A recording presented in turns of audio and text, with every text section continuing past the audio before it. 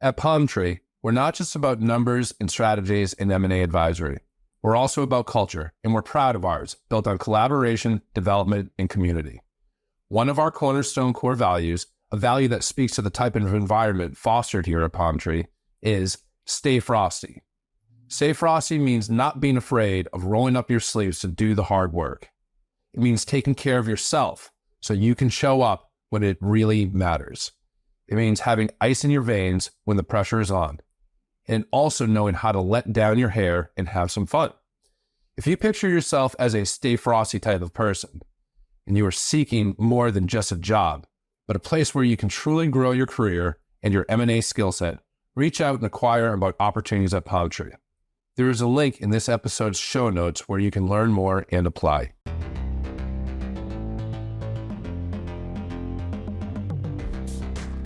Welcome back to another episode of Strategy Simplified. Really excited to feature Ryan Boutwell. Ryan is incoming at MBB, a fantastic consultant. Today's episode, he walks through a specific case twice. Why twice? I know you're wondering. Well, the first time, he runs through the case as a candidate. Just typical how you'd run through it as a candidate. The second time through, he gives himself feedback based on key scoring criteria and walks through his rationale for each answer. This will be helpful if you're preparing for case interviews because you get to see what a good case performance looks like, how to use scoring criteria to self-assess your own casing performance, and what the interviewer is seeing and thinking as they walk you through a case. It's a valuable resource. You can download Ryan's notes as a free resource at the link in this episode's show notes. In addition, in the show notes, you'll find the video version of these walkthroughs linked as well. And finally, before we dive into the episode, please leave a rating and review on Apple Podcasts or Spotify to help more listeners such as yourself find Strategy Simplified. Thank you in advance. All right, let's get into this episode. Hey guys, thanks for joining us today. So we're going to walk through alcohol distribution, which is a profitability scenarios case. I wanted to walk you through a little bit of what we're actually going to do here today whenever we walk through this case, because it's going to be a little unique of a platform or the way that we're delivering it. So in part one, I'm going to walk through what a live case would look like. So importantly, as you can tell from the video, I don't have an interviewer. So what we're going to see is that on the slides themselves, I have the information laid out in such a way where it will say the interviewer would say this, and that'll allow me to kind of respond as the interviewee. The goal here is really to show you guys what kind of a great candidate looks like, because we know that it's hard for you to get a feel for actually like what the interviewer is seeing. So after we walk through a case like that, and I'll go through each one of the different kind of pieces of a case, the intro, we'll go into the framework, then we'll move into some of the exhibits, we'll do a creative piece, and then a final recommendation. After we do all that, then we'll go back through the case and we'll talk through each individual piece separately. So what we'll do there is we'll kind of dive into a little bit more detail, and I'll try to explain a little bit of why I'm saying certain things or why I'm doing certain things, and what the interviewer is likely expecting or anticipating out of you as the interviewee, as well as kind of what might happen in an interview setting during each piece. So now let's go ahead and get started.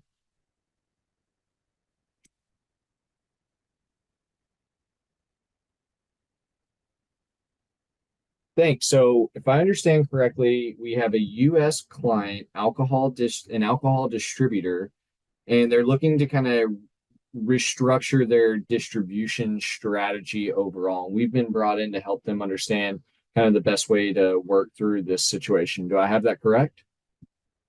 Perfect. So I think in this situation, I'd like to better understand the goal here at the end of the day. So obviously they have a certain number of distribution centers today, and we're going to look to potentially change that up in some way. Do we have a goal in mind, such as lowering costs, increasing our overall capacity, maybe shifting our capacity? Anything in particular that you think we should be aware of today? Great. And the second question that I have is, do we know how many distribution centers they have today and what their existing capacity is with those distribution centers? Okay, perfect. If you don't mind, I'll just take a couple of moments here to gather my thoughts. Thanks. Okay, great. So I'm thinking about this potential change from four different lenses. First, I'd like to understand some of the financial implications. Next, I'd like to look at some of our existing operations and better understand that before we make a formal recommendation. I'd like to better understand and explore further the market that we operate in. And last, I'd like to look at some potential risks that I think that we should address head on at the very beginning so that we can get through this in a seamless fashion.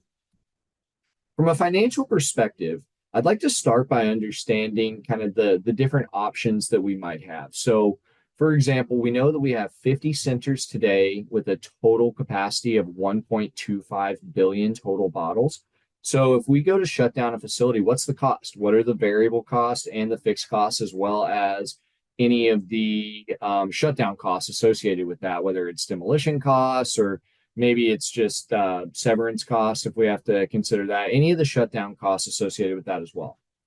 Next, from an operational standpoint, I'd like to understand what our current demand is. Our capacity is 1.25 billion. That's fantastic. But what is our current demand? We need to understand that so that we can make sure that we can still service our customers in the event that we decide to shut down a particular plant. Next, I'd like to understand the different capacity limits within each one of the facilities. So if we have 1.25 billion capacity today and our existing demand is half of that, I don't want to shut down more than half of our existing capacity, right? Next, moving on to the market, what's the growth expectations of our company? So it's important to understand the capacity constraints overall and the demand today, but we also need to make sure that we're going to be able to service our customers going into the future. Our company is doing great. We're going to continue to grow, but we need to make sure that we can maintain that growth. Is there a regionality component to this market that we need to be aware of? Certain bottling facilities that need to be placed out on the West Coast or out on the East Coast because they serve certain markets, or product preferences that we need to be aware of. If there's a single facility somewhere that only bottles a certain type of alcohol that is not bottled anywhere else, well, that may not be a good candidate for being shut down because that market still needs to be served. And last, on the risk side, I think that we need to better understand how making some of these changes will impact our company potentially. So some things that come to mind for me is, by shutting down a facility, are we going to interrupt operations in a way that will hamstring us kind of in the short term and potentially in the long term? We need to be cognizant of that. How is morale going to be perceived within the organization if we shut down a plant? And last, and I also think is very important as well, is PR. As a relatively large company, we always need to be making sure that we're paying attention to public perception. It's certainly not the only thing we need to pay attention to, but it's certainly a consideration that I'd like to make sure that we take that we're fully aware of as we start making decisions here. But I think where I would like to start is I would like to better understand some of the financial implications of each one of these facilities. That would be potential shutdown costs, variable costs, and fixed costs of each one. And then understanding some of the demand characteristics. So what's our current demand today, as well as some of the growth characteristics of that demand. And if we have the capacity of each facility to go along with the financials, that would be helpful as well in letting us determine which ones are potential good candidates for changes. Is that something that we have today?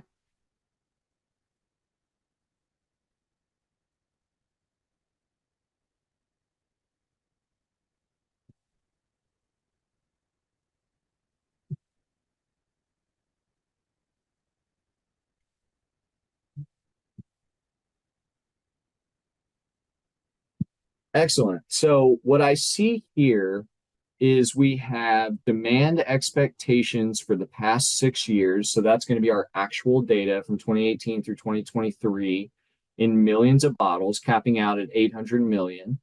And then 24 through 28 are expected changes in demand. So it looks like we cap out at 1 billion total bottles of demand, which is great because we know that our existing capacity is 1.25 billion.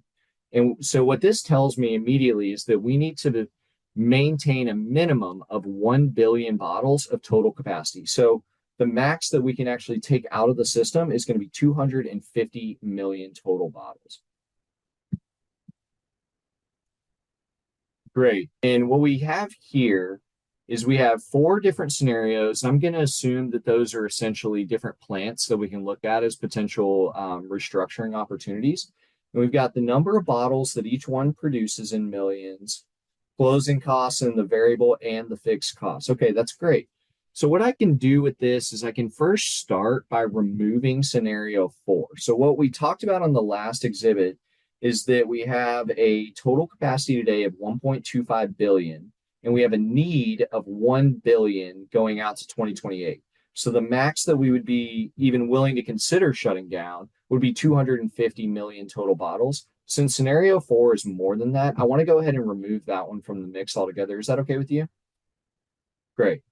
So what I'd like to do next is I'd like to start by calculating kind of a total annual cost of what we could avoid if we shut down each one of these facilities. And I want to compare that to the shutdown costs in total. And I want to use that to calculate sort of a payback period. And what I mean by that is it's essentially, if we use scenario 1 as an example, what I mean by that is essentially that it's going to cost us $600 million to close the first plant. And there's a certain number of costs that we're going to avoid. So I can look at this one and already see that it's going to be 200 million in variable costs, 100 million in annual costs, in fixed costs. And that would result in a total annual savings of 300 million. So it's going to take us essentially 2 years to pay back that first facility's shutdown cost. And it would be below our existing threshold of 250 million. I'd like to do that for the remaining 2 facilities. Does that sound like the best path forward here for you? Great. So I'll move over to scenario 2, which is plant 2, and I'll start by calculating the variable cost. So we've got $1.50 per unit, and we've got 250 million units. So $1.50 times 250, well, $1.50 times 200 would give us 300, and then half of the 250 would give us, so we've got a total of 375. We've got a total of $375 million of total variable costs. And then on the fixed cost side, we see 125 for a total of $500 million in annual cost avoidance if we shut down this facility. Comparing that to our $800 million shutdown cost, it looks like that's actually going to be less than 2 years. That works itself out to somewhere in the ballpark of about 1.7 to 1.8 years, I think, roughly. But we know that it's less than 2 years, which tells us that that would presumably be a slightly better option for us than scenario 1. And I'll move over to scenario 3 now to take a look at that one. So we have $2 per unit of variable cost and 200 million total units. So that's $400 million of total variable cost. And on the fixed cost side, we have 100 million. So that's $500 million of total avoidable costs if we shut down this facility. And as we can see, the closing is going to be $1 billion. So that one is actually also going to produce a 2-year payback. So what we know now from looking at this exhibit is that scenario 4 doesn't work for us because it's too big of a capacity for us to shut down based on our existing needs. Scenario 1 and scenario 3 are going to have the longest payback period of 2 years of the remaining 3 facilities. In scenario 2, we'll avoid $500 million in total costs, and it'll take $800 million to shut down the facility. So we would expect to pay back our existing kind of investment in the shutdown in less than 2 years. So based on kind of the financial components alone, I think that scenario 2 or facility number 2 is likely the best path forward for us. The next thing that I'd like to consider is I would like to look at some of the risks associated with shutting this down as well before we can kind of fine tune and lock in that recommendation for our client. We'll be right back after this quick break. Have you ever heard a new digital trend and thought to yourself, okay, does this really matter? Asking the right questions helps you cut through the noise and get down to what matters most.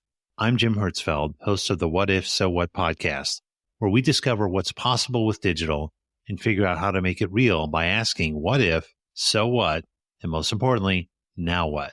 Subscribe and listen, and together we can turn big ideas into tangible actions so you can get shit done. Are you considering a consulting role but you're not sure if you have the right experience, then join Strategy Sprint for a 1-week virtual consulting project that will help you add amazing US-based work experience to your resume. And until April 26th, you'll get $200 off the next Strategy Sprint project for an early bird discount. See the link in the show notes to get the discount and to join Strategy Sprint. Just a few more quick details about the project. In Strategy Sprint, you're staffed in a team of 6 led by a former McKinsey, Bain, or BCG consultant, and your job is to answer a strategic or growth question for a real client. In the project, you'll not only confirm if consulting is right for you, you'll gain incredible US work experience for your resume. And as a bonus, we'll even help you add the experience to your resume. Again, link in the show notes to learn more and to sign up for Strategy Sprint. Great. So thinking about some of the key risks associated with shutting down the second facility in our list there, I'd like to look at the capacity. I'd like to look at the variable costs associated with it.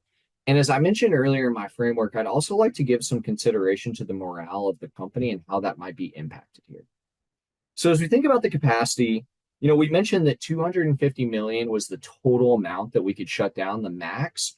And that's exactly what this facility has. So if we outstrip our projections, we're not going to have enough capacity to serve them. As it stands today, we're expecting to see 1 billion total bottles in demand by 2028.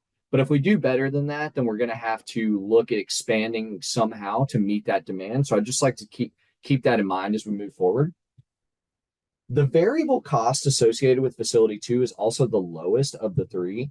So typically the way that I think about this is as we grow as a company, the lower the variable cost, the better, because that essentially means that you're making more margin per product that will help you kind of pay off those fixed costs. So of the 3 that we looked at, 1, 2, and 3 from the second exhibit, scenario 2 actually had the lowest variable cost. So we just need to make sure we keep that in mind, that we are potentially giving up some upside in the long term to make sure that we shut this down in the short term. And that's a key consideration here, I think. Last is the morale.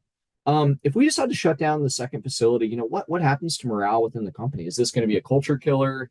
Is this going to spread rumors throughout the organization of people getting nervous about potentially other facilities being shut down? I think we just need to make sure that we keep that in mind as we move forward here.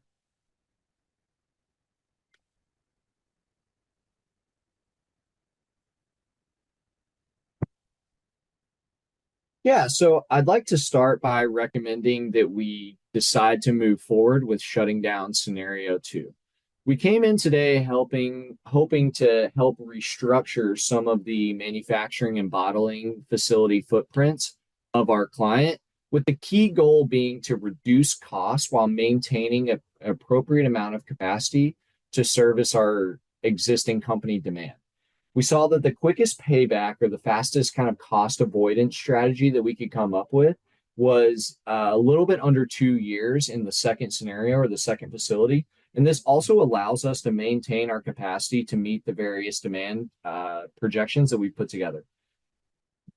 One major risk that I see associated with this is that we're very close to the projected capacity. So while I'd like to think that all projections are great and that they're very well done, I would also like to assume that our client could outstrip these projections and potentially do even better than they've already done.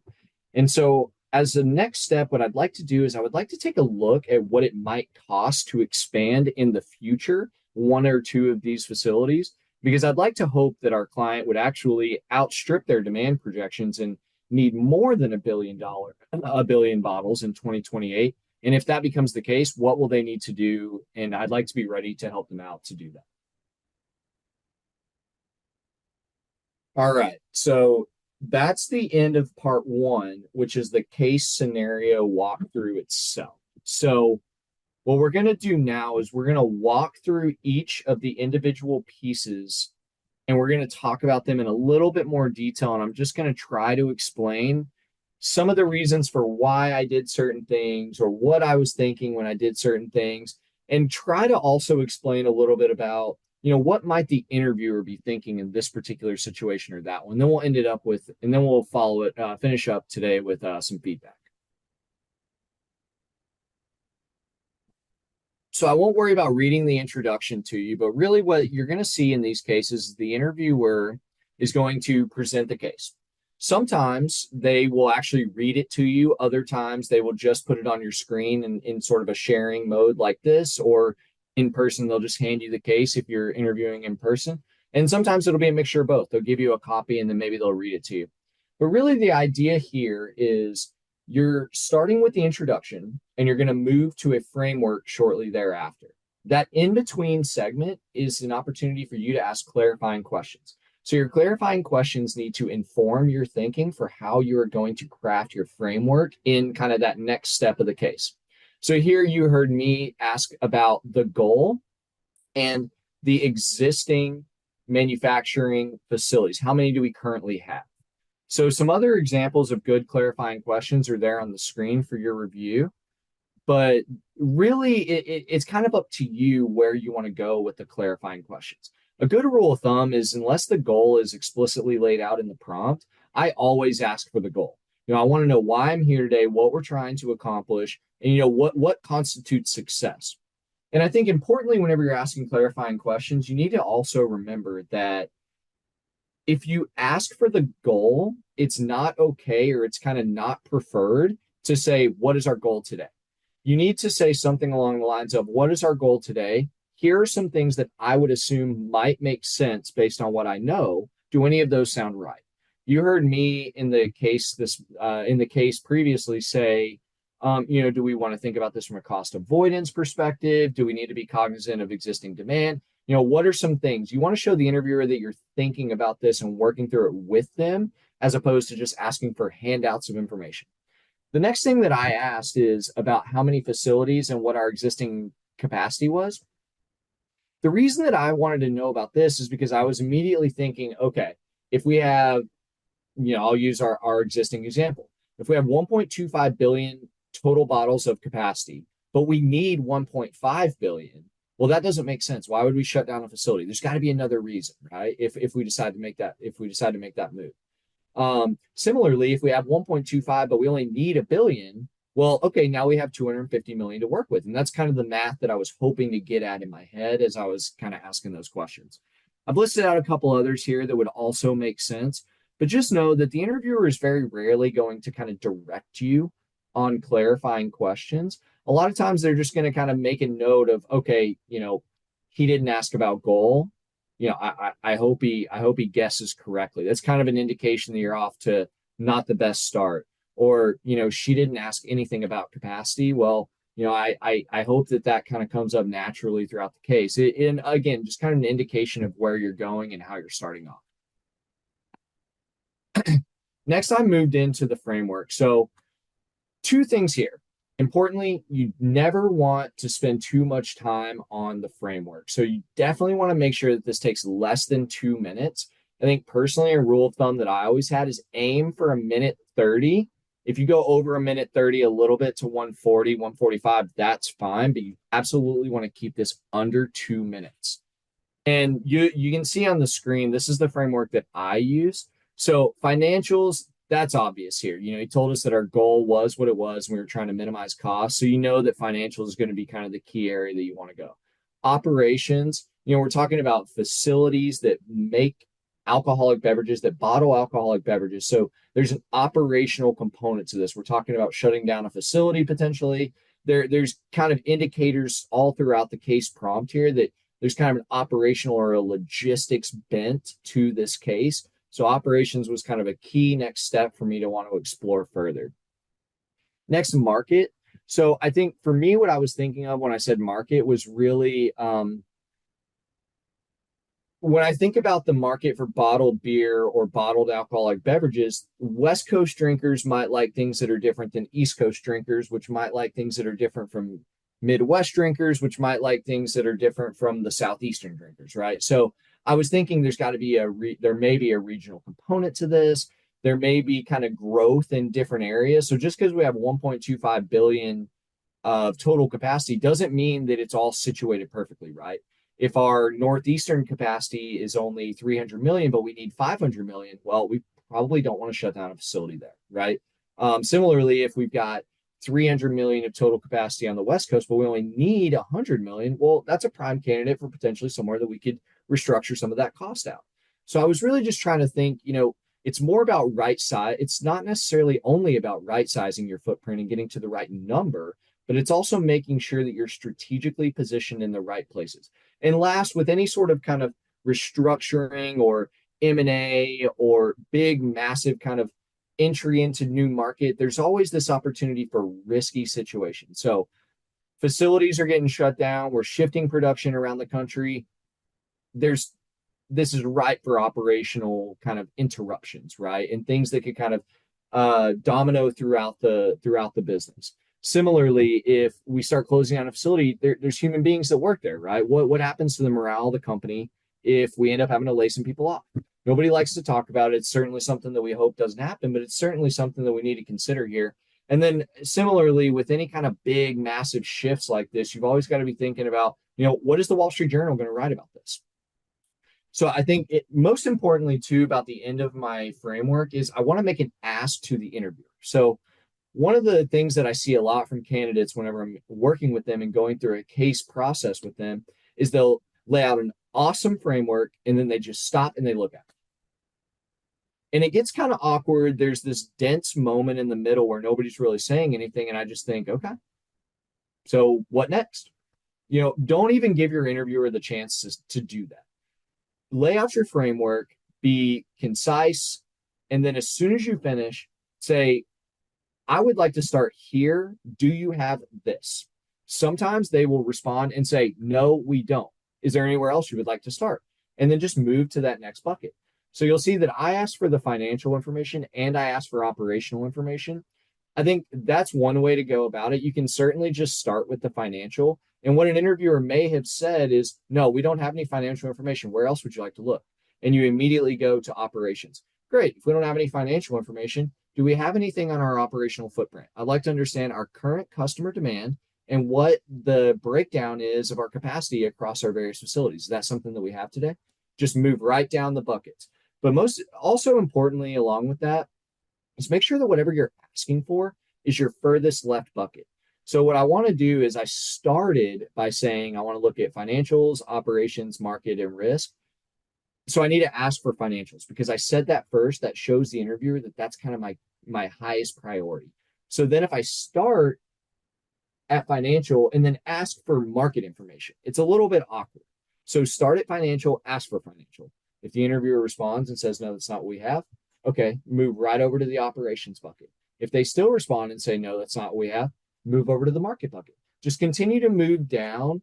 And as you work with the interviewer, you'll get to the right place and you'll move on and you'll be able to look at some of the exhibits that are to come.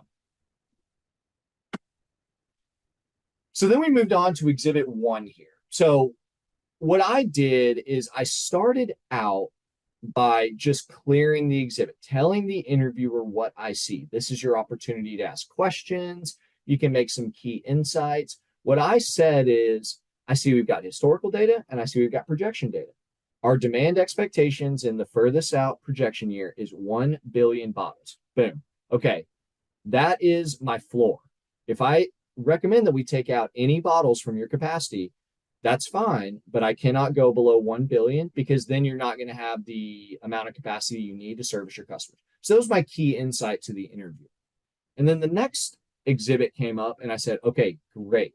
So we've got units and we've got 4 different facilities options that we could potentially close or change in some way, shape, or form. So you'll notice that what I did here is I started by telling the interviewer again what I see on the table. And then I said, you know what? Scenario 4 is impossible. We have 1.25 billion of total capacity today. We need 1 billion. So the most that we can take out of the system is 250 million. Scenario 4 suggests that we're going to take out 350 million. I'd like to just get rid of that altogether. That's kind of a good trick to kind of show the interviewer that you are moving from a good to a great candidate, because that does a few things, right? First, it shows that you have prioritized the goal and you understand the different parameters that with which you have to stay in to reach that goal. And the other thing is that you're prioritizing. When you move into management consulting, you're going to be strapped for time. And there's always going to be more work than there is time to actually do that work. We all know this, right? So if you can show the interviewer, like, look, I'm not even going to waste my time doing the math on scenario 4 because it doesn't matter. We're not taking that one out. So I'm not going to waste your time. I'm not going to waste my time. We're going to spend all of our time on the first 3 because those are the only possible options here today. Now, one thing that I will point out is I think that it's always best to just ask your interviewer if that's okay.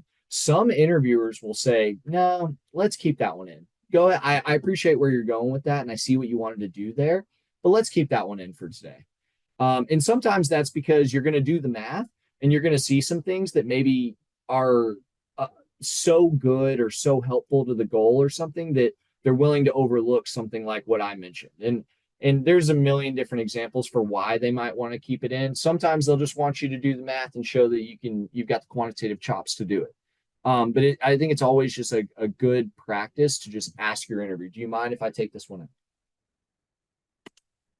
So then we moved on to the math, and I'll let you look at the math here for a minute, but this is essentially the math that we wanted to do. And you'll notice that when I was working through the math, I was doing everything I could to keep my interviewer engaged. So I was saying things like, we have 100 million units in scenario 1, variable cost per unit of 2, 100 times 2, that's $200 million of total variable cost. Add that to the fixed cost. Now we've got $300 million worth of total annual cost that we're going to avoid if we shut this down. And so I kind of walked my interviewer using words through the equation that I wanted to do. And then I said, next, what I would like to do is compare this to the closing cost to show how quickly we'll pay back that investment of closing down this facility. As you can see in scenario 1, it's going to take us 2 years.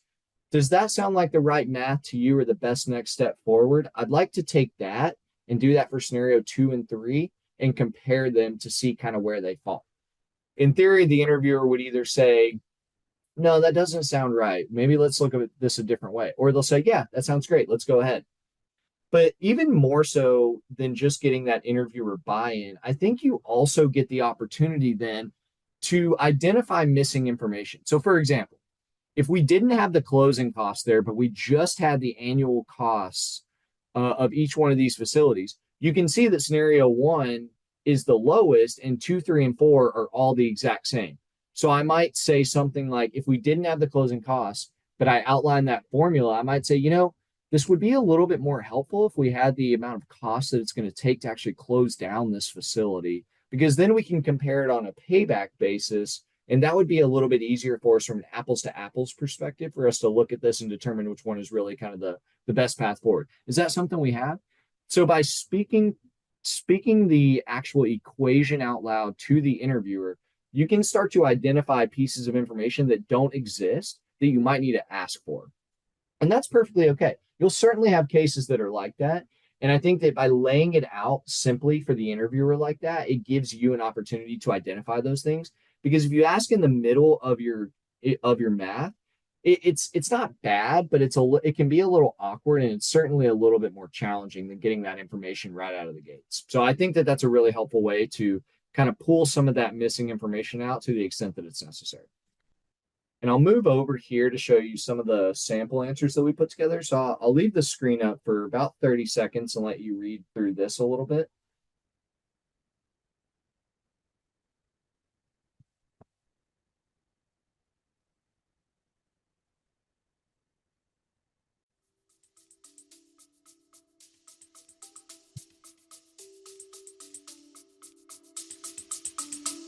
We'll be right back after this quick break. Hey, you. Yeah, you listening. Do you like personal finance or real estate? Are you itching to build wealth and create a better life for yourself or your family?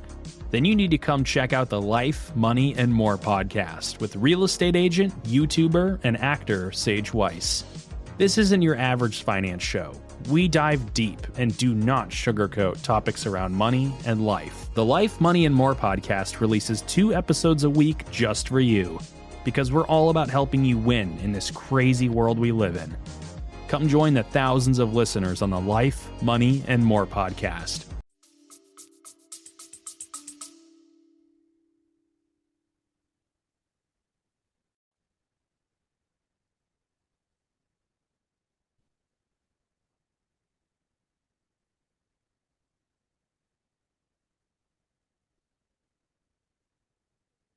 Okay, hopefully you had a chance to read through that. If not, take a screenshot and we'll go ahead and move on.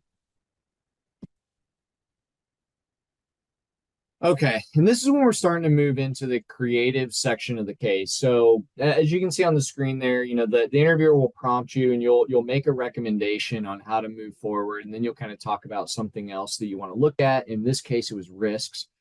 So then we moved over to risks. And these are kind of this is the way that I organized it. So capacity was an easy one, right? We're right at that 1 billion total bottles of capacity available, and that's exactly in line with our demand.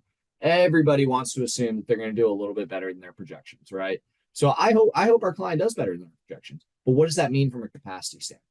Variable cost. This is a costing problem, right? So we got to think about variable cost because we're shutting down the lowest variable cost one, facility. And I'll come back to that as well because I threw something in there that I think is kind of another example of how you can separate from a good to a great candidate. And lastly, as we mentioned earlier, morale and culture. So if you're shutting down a facility, that potentially means that you're going to be firing people, right? So we got to talk about morale. We got to talk about culture. What does that mean in this context for this company? We just need to make sure that we kind of keep hammering that home. So going back to the variable cost one, you'll notice that when I talked about this, I said, in theory, whenever we have a very low variable cost and a similar selling point, that's good because that gives us more margin to use to pay back the fixed cost associated with whatever it is that we're producing.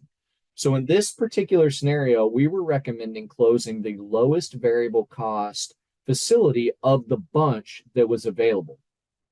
So why does that take me from a good to a great candidate? It shows business acumen.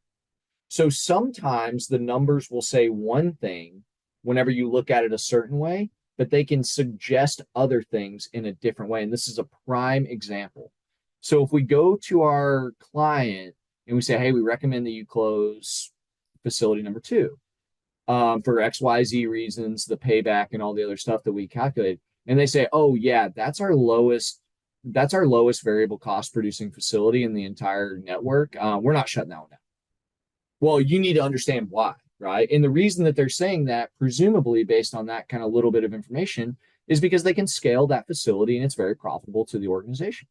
So just understanding some of those nuances is just an opportunity for you to show your interviewer, like, hey, I know a little bit about business. I understand the numbers, and I can kind of understand and read through some of the context to understand a little bit more about what this is saying. So that's an excellent way, I think, to take yourself from a good candidate all the way up to a great candidate. Show off your business acumen. Show them that you know what you're talking about. Here we moved over into the recommendation, and I'll leave this up while I'm talking here. But essentially what I did is I first started with the recommendation. I recommend that we go with scenario 2 and we close that facility right out of the gates. So recommend first. You can go into some of the supporting context of why you're here and what your goal was as you're presenting your data.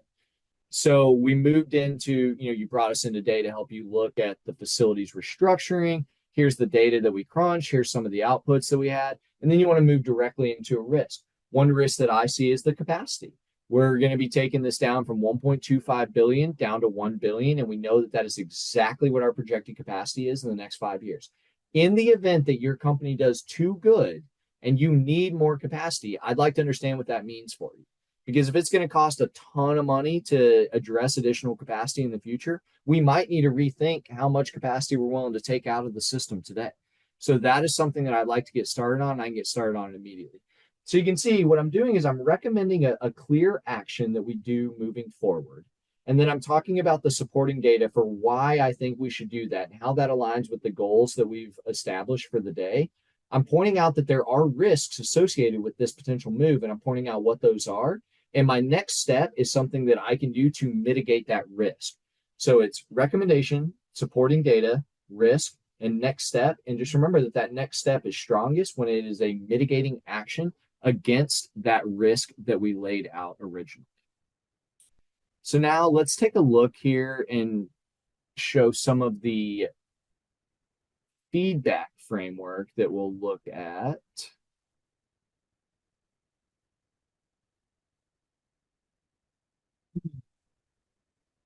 So as you can see, we have 6 areas of feedback. So prompt recap, clarifying questions, case structure, exhibits and analysis, brainstorming, and final recommendation. I tried to walk through all of these and show you what a 4 candidate would look like, or a rating of 4 in all of these. I'll let you read through some of these on your own and kind of identify the areas that you need to work on, and think about the way that how you have done in your casing journey in each one of these. But essentially what you're trying to do is, in the prompt recap, you just want to make sure that you've got everything that you were supposed to get out of the recap, and that you kind of regurgitate that back to the interviewer in a cohesive, quick way, and it takes less than a minute. Clarifying questions, as I mentioned, we're gathering information so that we can establish a framework, right? This is kind of the bridge between our prompt and our actual framework itself. So gather the key elements of the problem, limit the scope of the case. So we could take cases in a million different directions, but when we start getting our goal and we start getting a little bit of information about the business, now we start to narrow that funnel on the areas that we're going to look at. Demonstrate business acumen. That's obviously always going to help you kind of go from that good to great candidate status, as we just talked about. And then similar to kind of what I mentioned earlier, you want to be quick with this, so less than 2 minutes talking time. Case structure. So we all know our favorite term, MECE, right? You want to make sure that it's MECE. You want to always talk about your 4 key categories and then your 3 bullet points after that. So you saw I said financials, operations, market, risks. And then I said, here's what I want to talk about in financials. Here's what I want to talk about in operations. Here's market. Here's risk, in that order. And less than 2 minutes to write, less than 2 minutes to go through it. Exhibits analysis. Similar thing. Always make sure that you're grabbing those level 3 insights. So what does it tell us? What can we glean from this? And then that next question, do you have this? Do you have this? Kind of keep driving the case forward. So you'll notice that whenever I finished doing my analysis in the second exhibit, I started out by telling them what was on each exhibit. I drew a conclusion, and then I said, in order to keep going, I need this data. So that's that level 3 insight. I'd like to look at this piece of data to move forward to answer these questions for our client. Kind of keep digging and going a little bit further. And we've got some guidance here on takes less than 5 minutes to complete. I think that's a perfect goal for you to aim for. Some analysis will be a little quicker, some may be a little bit shorter, but if you can get these things done in about a 5-minute average, I think you're doing great. Brainstorming, same thing. This is another opportunity for you to show that you have a MECE structure, that you have a very structured and linear approach to the problem-solving methods. And on this one, because it's a little bit more ad hoc versus the framework that is very, very structured and kind of heads down time, we talk about 3 categories, and you kind of want to have 2 ideas within each category. So what I talked about today was around the capacity, the costing aspect that we discussed in a little bit more detail, and then morale. So you want to make sure that you just have those buckets laid out. And similar thing, when you present this to your interviewer, start at the top. I want to talk about capacity constraints. I want to talk about the costing, and I want to talk about morale, and then go into the details. And then last but not least is our final recommendation. Concise, deliver, answer first, support by the evidence in your case analysis, talk about a risk, and then a next step that will mitigate that risk. So this needs to be snappy, quick, less than a minute and a half, and get out of there. And the last thing that we have over here is body language, poise, confidence. So this is an interesting one, especially for those of you that may go through interviews over Zoom. That's what I did. You'll notice that I use my hands a lot whenever I'm talking. Really what I'm trying to do is I'm trying my best to draw the interviewer in. You got to take a step back and think about it from their perspective. If you're interviewing with a McKinsey, for example, and you're going through a super day, well, it's very likely that they have 7, 8, maybe 10 other interviews that day. They're probably swamped at work. They don't necessarily want to be there. I think they all want to talk to us, but I think that they recognize that this is a tough day. It's exhausting for them. So the more kind of inviting that you can be, the friendlier, the more you can kind of draw your interviewer into the case process with you by asking them questions, keeping them engaged in your math, walking them through your structure, going into a little bit more detail with your business acumen, get creative, make it fun, engaging, show confidence and poise, and use your body language to kind of invite the interviewer in. That goes a long way from taking you up from a good candidate all the way up to a great candidate. So we talked about a lot there, and I'm going to stop for a second and just say we made it. We got through the case. That was a lot of fun. We're going to put some show notes below as well that'll kind of highlight the different pieces that we were looking at throughout the case. So if there's one particular area that you want to go back to or spend a little bit more time watching, or maybe dig into the PowerPoint in a little bit different way, absolutely go down to the show notes and click on that and have more information for you so that you can kind of mix and match and go to different areas of that. I hope you all found this enjoyable, and I hope you all found it useful, and I'll see you next time. If you're looking for a little bit of expert help with your case interview preparation, look no further than our Black Belt program. This is a personalized case prep program that combines one-on-one coaching with a former McKinsey Banner BCG consultant alongside an expert resume edit, access to our amazing consulting community, and much more. Learn more, link in the show notes. Thank you for tuning in to Strategy Simplified. We'll catch you on another episode soon.